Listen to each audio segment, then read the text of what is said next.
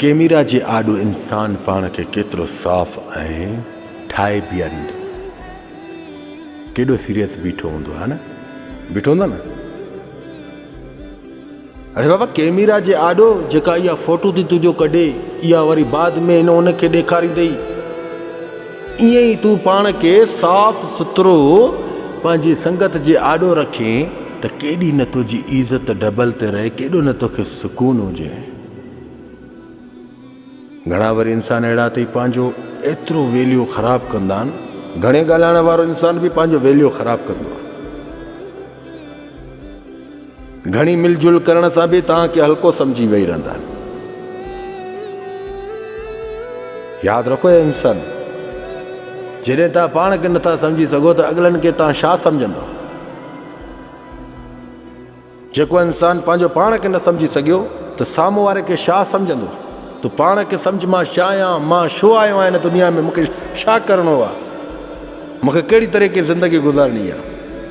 तूं पाण ॾे फोकस ॾे, तॾहिं साम्हूं वारनि जा चेहरा साफ़ नज़र ईंदई।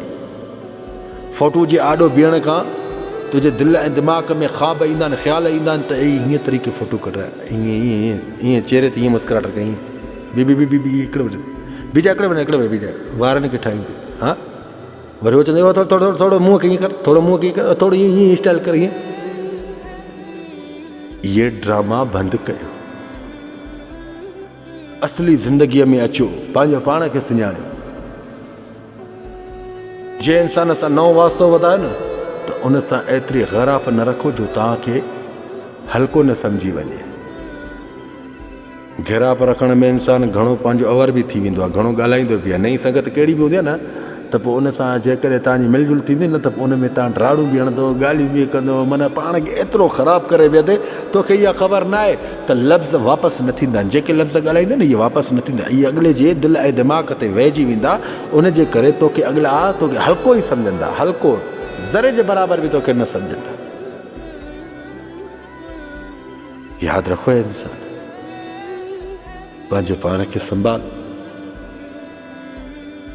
तूं पंहिंजे पाण खे तबाह ऐं बर्बाद न कर। तुंहिंजी ज़िंदगी ख़ूबसूरत हसीन आहे।